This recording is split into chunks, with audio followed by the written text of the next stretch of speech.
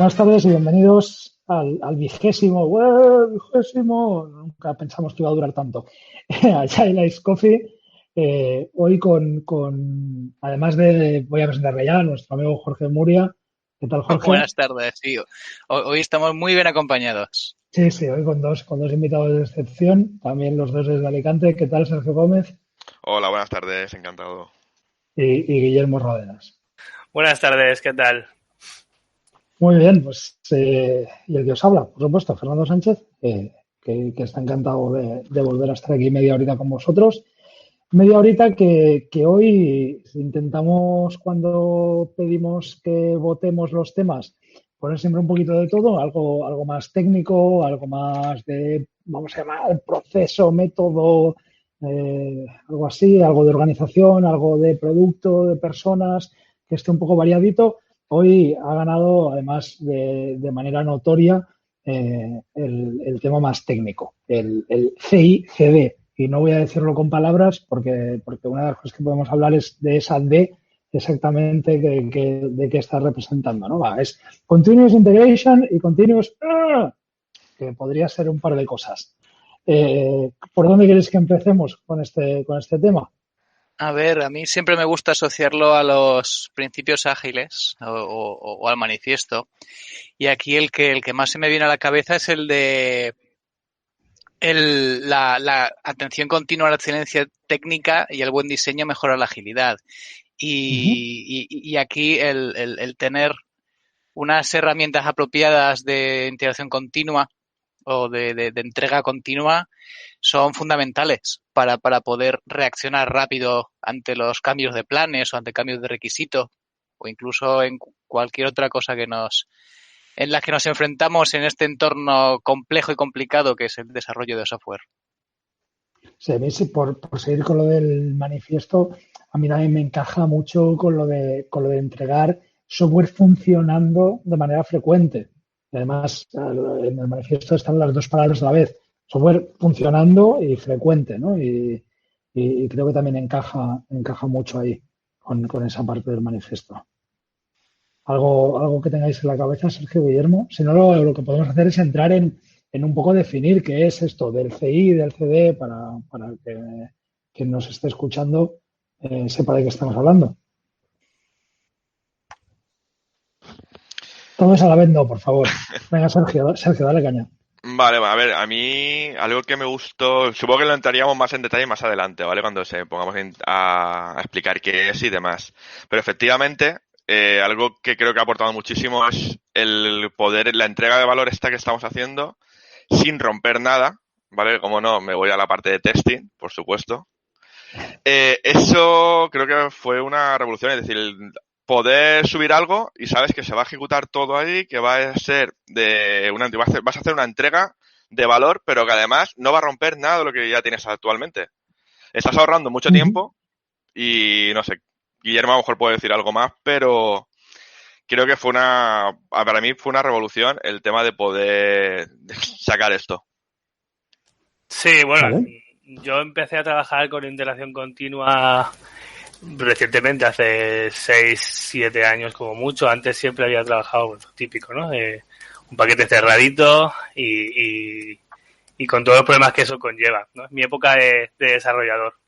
Ahora desde el lado testing, pues claro, eso es una gozada, porque estás evitando regresiones continuamente, bugs en producción, todo llega muchísimo antes integrando, y estás, como decís antes también, estáis entregando valor continuamente, o sea que para negocio es miel sobre hojuelas. Sí, yo recuerdo, antes de conocer el concepto de integración continua, una de las cosas que me pedía mi jefe, éramos pocos desarrolladores, ¿no? Y prácticamente cada uno se encargaba de unos programas en concreto. Pues era, ponte en la máquina de un compañero y mira a ver qué hay que hacer para poder compilar lo tuyo. O sea, a veces la máquina del desarrollador se convertía en, no lo toques y ponlo en una urna porque es el único sitio donde vas a poder generar el binario. El locally works. O sea, todos hemos vivido de esto quien no lo haya pronunciado alguna vez, miente. Me lo has quitado de la punta de la lengua. Sí. No, en mi máquina funciona. Eso es, en mi máquina funciona es lo que todo el mundo ha pronunciado alguna vez.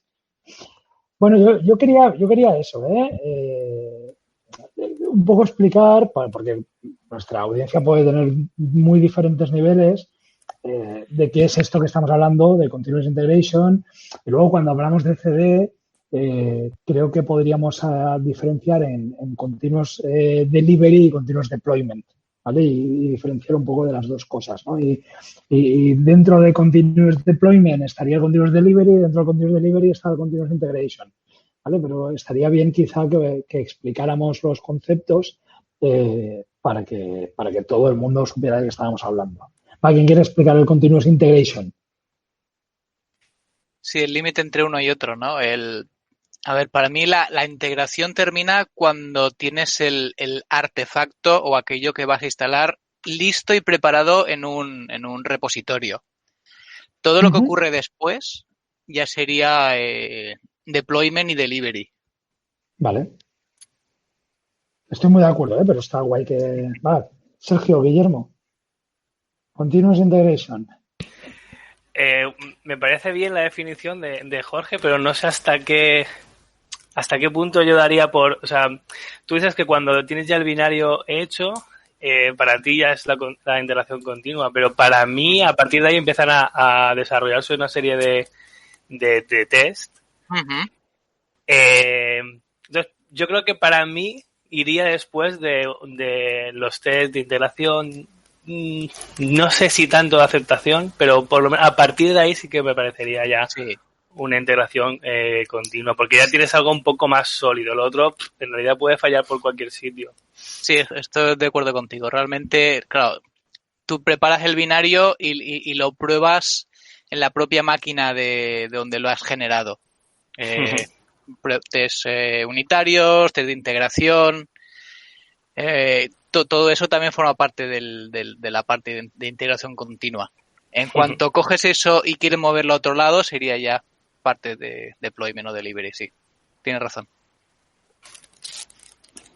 Con las definiciones en la mano, y la primera vez que se habla de integración continua es en el año 91, pues el señor Bock o Boch, no sabría pronunciarlo, ¿vale?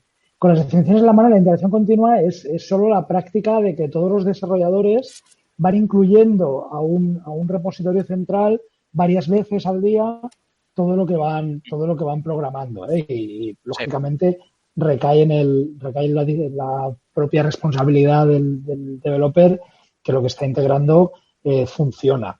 Lo que pasa que es verdad que hombre, pues estamos hablando del 91, ¿no? Pues han pasado 30 años y hoy en día entendemos la integración continua también con el testing incluido. Como yo he integrado mi parte y hay una serie de automatizaciones que le podemos llamar unit testing, le podemos llamar test de integración, le podemos llamar test, lo que sea, muchos niveles, pero al final hay algo que verifica que al poner lo mío, el todo no se ha roto, ¿vale? Y es verdad, y la integración continua acabaría ahí, en el momento en que yo pongo lo mío y ahí lo he dejado, en un conjunto grupal, ¿vale? Entonces, a partir de ahí, el siguiente paso sería el continuous delivery, ¿no? En que, además de lo he dejado en un sitio, pasa algo más, ¿no? O deployment.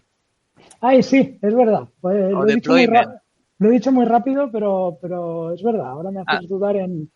Sí. Además, Andrés, que nuevamente entra aquí en el podcast, nos ha pedido que digamos bien la diferencia entre uno y otro. Sí, pero porque él va a comisión de una empresa que implementa feature flags y demás. No le hagas ni caso. Va a comisión. Vale. Es broma. Bueno, en mi caso, no sé si opiné lo mismo. El deployment sería la instalación técnica de ese artefacto digamos en una serie de máquinas, porque el deployment se puede hacer en una máquina de test, en una máquina de preproducción, todos estos también son deployments. es la instalación y preparación del artefacto para ser instalado y ya está, una vez instalado. El delivery empieza cuando esas cosas nuevas que tienen el artefacto son disponibles para el usuario. Es decir, tú puedes poner una nueva versión, puedes hacer la instalación, el deployment, pero hasta que el usuario no lo ve, no lo alcanza, no es el delivery. No sé qué opináis. Pues la verdad que sí que estoy de acuerdo. El delivery yo lo dejaría cuando ya llega el valor al cliente. O sea, cuando ya lo va... Normalmente puede ser en una fase previa de test, con un entorno de UAT o algo así.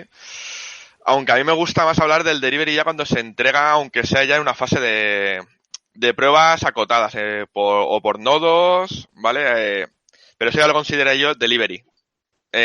Incluso un entorno de UAT o de staging, yo lo metería en la fase de deployment. No sé si vosotros, ¿qué opináis de eso? Me pilláis un poco, porque sigo pensando, desde el momento en que yo he dicho delivery deployment, sigo pensando cuál es la palabra correcta para cada cosa, y dicho así muy a lo bestia, suelto lo que yo tenía en la cabeza, que no sé si aportará o no.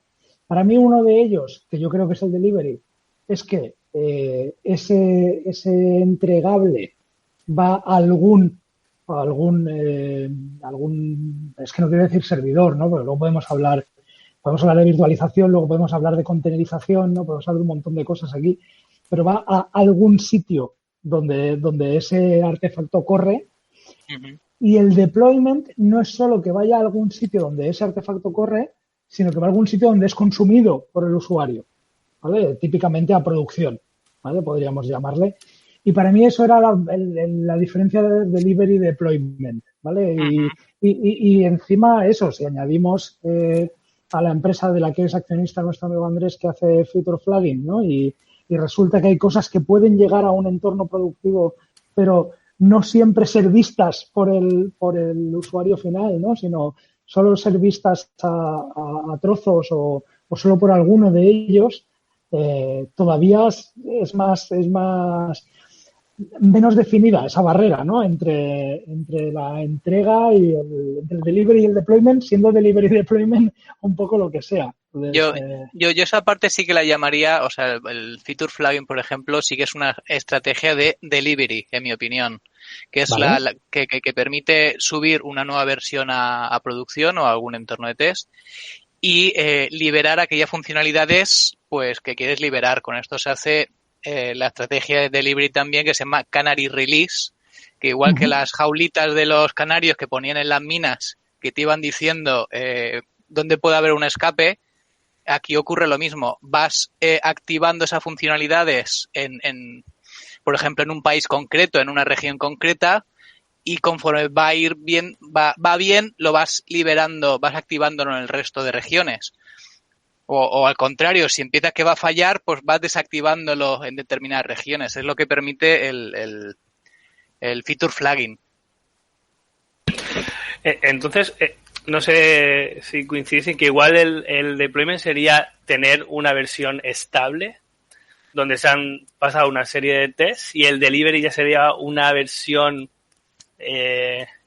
productora o algo así, que sea ya apta para producción. No sé si entendéis la diferencia. Sí, lo entiendo perfectamente, y de hecho me mola porque añades un concepto extra que es el de versión, ¿no? Y cuando normalmente ponemos los ejemplos chulos de continuous deployment, había uno hace bastantes años de continuous delivery en Amazon, no me acuerdo de cuándo era, pero igual tiene 5 o 6 años el ejemplo, que decían que ellos, cuando lo dijeron, que ellos hacían un deploy a producción cada 1,6 segundos, ¿vale? Y a ver, tenía un poco de truco, porque lo que hacían era dividirlo entre el número de máquinas que ellos tienen funcionando, que ya os podéis imaginar que son decenas de miles, ¿no? Y entonces dices, bueno, vale, la estadística es esa ciencia que dice que si yo me como 4 pollos, nos hemos comido un pollo cada uno aquí, ¿no? En esta mesa.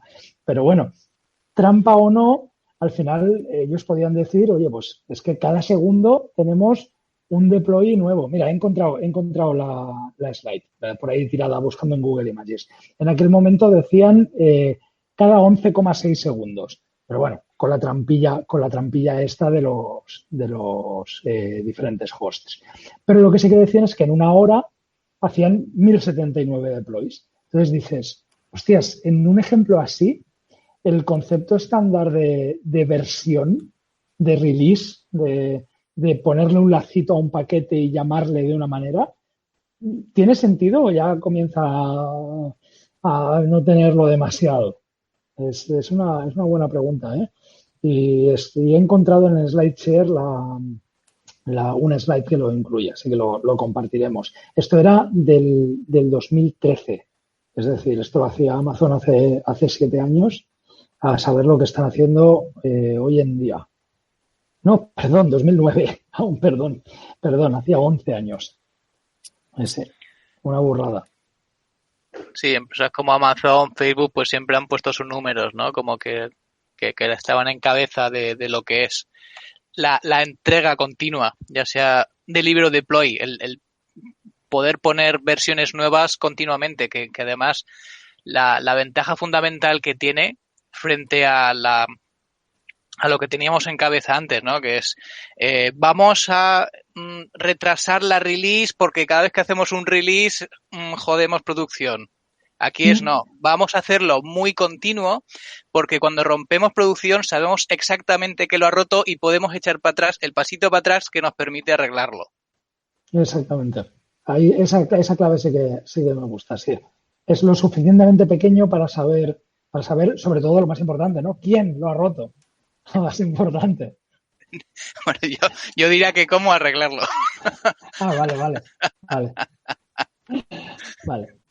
No, pero sí, al final vivíamos, yo lo he vivido, he sido ingeniero antes que fraile y yo he vivido los días de pase a producción. Y los días de pase a producción eran ¡ah, mierda! Aquel día que llegabas a la oficina pues a las 3 de la mañana o las 4, porque además había que hacerlo a horas intempestivas, no fuera a ser. Y luego llegaban el pico álgido de uso del sistema y te decían que no, que en aquella época no se podía hacer un pase a producción, que había un freeze de releases. Y todo esto, gracias al cielo, lo hemos perdido de vista, ¿no? Gracias al Continuous Integration, al Continuous Deployment y a herramientas como el feature flagging, que nos permiten, o las canal releases, que nos permiten ir poquito a poquito probando que eso que hemos puesto está funcionando, ¿no? Y es muy importante el trabajo de QA, el trabajo de automatización de todo el proceso, ¿no? Había leído también una vez por ahí que decía que un proceso de integración continua, si duraba más de 10 minutos, estaba mal. Sí. En la empresa donde empecé a poner esto, teníamos esa regla. De hecho, esto viene del libro de Martin Fowler de integración continua, que me leí, en la era prehistórica, que dice que idealmente debería durar 5 minutos o menos. Porque, claro, es el tiempo que un desarrollador hace commit y si no lo recibe en 5 minutos o menos, se pone a otra cosa y ya cambia el foco. Y como máximo 10. O sea, ya 10 es como ¡buah! Ni se te ocurra, ¿no? Con eso sí que evitamos una cantidad de test, sobre todo de interfaz gráfica, brutales, claro. Porque si un test de interfaz gráfica puede durarte directamente ya 20 o 30 minutos. Con lo cual eso nos tenemos que quitar de encima para hacer un continuo deployment, un continuo delivery. Claro, aquí entran los niveles, ¿no? ¿Qué tipo de información necesita el desarrollador para saber que lo suyo está bien y qué tipo de información hace falta para saber que podemos subirlo al entorno de test o al de pre? Claro. Y luego también está una de los tabús que siempre he oído por ahí de, oye, ¿y se puede probar en producción? Es decir, hay parte del testing que lo podemos hacer una vez eso ya está en producción. Esto es como un tabú. Los que nos escucháis no lo sabéis, pero nosotros nos vemos las caras Y cuando he dicho lo de probar en producción, han habido caras, han habido. He podido verlas. Sergio, la tuya era una de ellas. ¿Qué has pensado con lo de probar en producción? Pues a ver, yo creo que todos los que estamos aquí lo hemos hecho. O sea, Vale. quien diga que no miente. A mí, yo precisamente no soy muy partidario de probar en producción. Pero claro, probar en producción, ¿a qué nos referimos? Porque Ahí. podemos tener dos ramas. Podemos tener, por un lado, lo que sería hacer subir sin probar y que lo pruebe el usuario y que si falla, pues ya revertimos. O luego está la otra, que lo que ha comentado Jorge, las Canary Releases son pruebas en producción. Básicamente tú lo que haces es luego generas dos artefactos que si tú tienes el 100%, metes el 20% a un lado, 20% a otro y el resto, el 60% restante se queda con la versión antigua. Monitorizas, testeas y ya sabes si has mejorado o has empeorado. Pero bueno, o sea, ya estamos entrando en un tema que no es, perdona, me he ido por las ramas. No, No, yo creo que está justo, vamos, a mí me parece Sí, súper sí. interesante. Yo asistí también a un evento de Cuba donde no recuerdo el ponente, pero lo hacían así, lo hacían tal y cual lo dice Sergio y me parecía un poquito ciencia ficción en ese momento, pero creo que vamos un poco hacia allí, hacia Mira, hacia ese tipo de testing. Hay un experiencia, tipo... experiencia personal. ¿Me dejas solo una experiencia personal? Yo soy, Nada. por voluntad propia, beta tester de Instagram. Yo estoy suscrito para que mi móvil me tiren las versiones beta, no alfa, beta.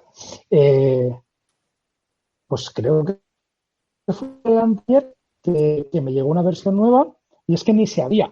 O sea, es que la instalabas, picabas en el icono y ni se abría. Entonces, al cabo de una hora me deployaron otra. Y esta sí se abría, pero a la que interactuabas un rato con la aplicación, ¡puf!, petaba. Y al cabo de unas pocas horas ya volvió a funcionar todo como tocaba. Es decir, probaron en producción y lo primero que desplegaron es que funcionaba cero.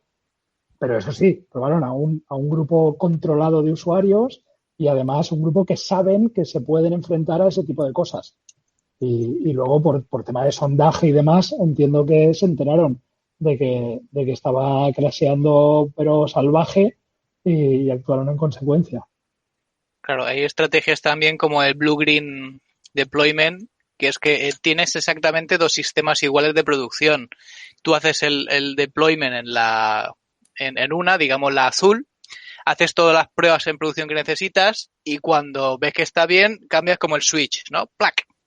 El entorno que era el verde pasa a ser el otro.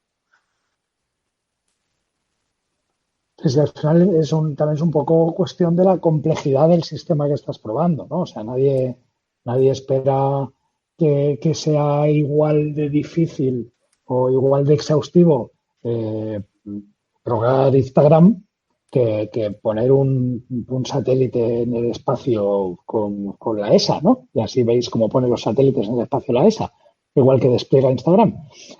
Perdón, he tenido que hacer la broma. ¿Sabéis por qué pasó lo de la ESA hace unas semanas? ¿Sabéis por qué se fue a la mierda el satélite? Porque Un error enchufaron humano, ¿no? un error humano, que enchufaron dos cables al revés, donde tocaban, el de la izquierda a la derecha y el de la derecha a la izquierda. Y dices, wow, Es- wow. Eso en nuestro caso son cosas como hacer el delete de la tabla sin el where y cosas así que a veces ocurren. Siete Eso Cuba no lo ifs pasó. anidados. o siete ifs anidados con unas condiciones del infierno. O sea, no, eso no, nadie, esto tampoco lo ha hecho nadie nunca, Sergio, jamás, jamás. Pero mejor no Sí, revisen mi código, ¿vale? Eso no lo hace nadie, pero no revisen mi código. eso es, exactamente. Bueno, creo que nos está quedando bastante claro, o creo, el Continuous Integration, el Continuous Deployment o Delivery, las ventajas que trae, dónde estamos hoy en día, toda la asociación estrecha que tienen estas disciplinas con la calidad. ¿Qué nos queda? ¿Qué tenemos por ahí todavía pendiente para comentar de esto? Pues quizá podríamos entrar un poco en herramientas ¿Vale? que tenemos, ¿no? Porque han evolucionado mucho. Desde sistemas como Cruise Control que usaba yo hace siglos, Atlassian Bamboo, el el ThoughtWorks, la empresa de Martin Fowler, sacó el Go, además del Cruise Control en su momento, hay varias, ¿no? Además de para generar artefactos, Puppet Chef, bueno. No sé si tienes experiencia. Y te has dejado a la estrella, te has dejado a Jenkins, el artista antes conocido como Hudson. Que bueno, no sé si por edad creo que soy el único que lo conoció como Hudson, pero Jenkins antes se llamaba Hudson. Pues yo lo he visto. Sí. Vale. Y era el mismo señor. Un poco dibujado, un poco peor, pero era el mismo señor. Y Jenkins es una pieza de software feísima, porque es terriblemente fea. Pero, y por favor, no pongáis a administrar tema permisos y roles y tal, porque moriréis. Os lo digo por experiencia, sobre todo cuanto más complejo sea. Te ponen unas páginas enormes con scrolls infinitos, donde abajo en una esquina hay una caja de texto que está estilada igual que el fondo, y ahí se supone que tienes que escribir el nuevo nombre. Bueno, es igual, de cortarse las venas. Pero al final, sí, ahí es bastante típico aquello de buscar, y con esto voy a abrir otro pastel, pero que abro el pastel para otro día, el típico mapa de DevOps Tools, ¿no? Y Continuous Integration y Continuous Deployment tiene parte de que ver con DevOps. Y buscas DevOps Tools y te vas a Google Images y te puedes morir con los cuadros que encuentras por ahí, ¿no? Y cada vez más grandes. ¿No? Hay temas de integración, hay temas de testing, hay temas de deployment y va creciendo a un ritmo espectacular esos dibujos. O sea, de hecho, os animo, no voy a poner un link, os animo a los que lo escucháis que vayáis a Google Images y pongáis DevOps Tools y muráis con los dibujitos que aparecen. Porque solo en tema de repositorios, que si GitHub, que si GitLab, que si Bitbucket, que si Plastic, que si SourceForce, que si Perforce. Bueno, al final, una de las cosas que aprendimos cuando montamos esto al principio, donde trabajaba, fue intentar no casarse con ninguna herramienta, ¿no? El intentar usarlo en un lenguaje suficientemente abstracto o herramientas cross o scripts que funcionen en todos, ¿no? Y basar tu trabajo en eso, de tal modo que se pueda cambiar eso de Jenkins a Bamboo, de Bamboo a Cruise Control, y que no tengas que modificar todo tu sistema de integración o delivery. Debate interesante, también. De decir, lo hago lo suficientemente complejo para que me funcione en muchos sitios, o cojo una herramienta que lo hace muy bien y lo hago en ella. Y, por supuesto, luego salir de ella me va a costar más.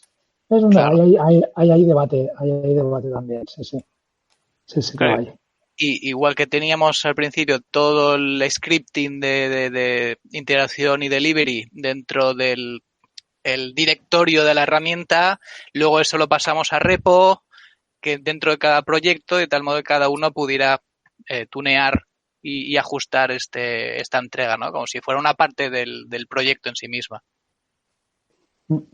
Sí, yo creo que hay como reglas, ¿no? Para automatizar todo esto, ¿no? Y es al final de si en cada deployment una persona lo hace y es siempre igual y toma un tiempo, dedica ese tiempo a automatizarlo para que no vuelva a hacerlo, ¿no? Y luego también si es tendiente a error humano, también automatízalo, ¿no? Y si es algo delicado, ¿no? Lo típico de no, esto es irse a una tabla y cambiar un flag de un par de filas. Total, solo tenemos 528.322 tablas con 16 millones de filas. Es buscar la correcta y poner un 1. Y dices, bueno, ya. Haz un scriptillo, anda. Guapo. Haz un scriptillo. Que me fío mucho de ti, pero más de SQL. Sí, bueno, pues anda, se nos acaba de pasar la media hora, acabo de mirar el reloj. No sé si queréis concluir con alguna cosita. Ha sido súper interesante. No, yo creo que hemos hablado, o habéis hablado sobre todo de cosas muy interesantes. Yo me he apuntado unas cuantas. Qué bien. Sí, siempre bueno. Me gusta mucho lo que comentaba Jorge de no casarse con las herramientas. En la teoría es bonito de decir, después en la práctica es más complicado. Sí que lo es. De hecho después de 2 divorcios, yo lo de Jorge lo generalizaría a no casarse. Es una buena idea. Yo llevo uno. Bien, choca. 1 y 2 bodas, ¿eh? O sea que, espérate, que aún te puedo coger. Venga, vas bien, Guillermo. No, bromas aparte, ha sido un auténtico placer estar aquí otra tarde más. Vamos avisando, que lo estuvimos hablando Jorge y yo, después de este vigésimo Ayer Coffee, haremos un par más. Ese par más nos pondrá ya en el 17 de diciembre. Entonces haremos un creo que merecido parón vacacional navideño para volvernos ya a ver en verano. ¿Vale? En verano, perdón, en Año Nuevo. En enero. En Año Nuevo, sí, mira, cómo tenía yo la cabeza. Total, que nos quedan un par de Agile Coffee y a ver si pensamos algo especial para el último del año. Y nada más, y muchísimas gracias por escucharnos. Gracias, Sergio. Muchas gracias a vosotros. Gracias, Guillermo. Gracias. Y por supuesto, como siempre, un abrazo enorme, Jorge. Un placer, ha sido un verdadero placer este programa. Venga, buenas tardes a todos y nos vemos la semana que viene. Hasta luego.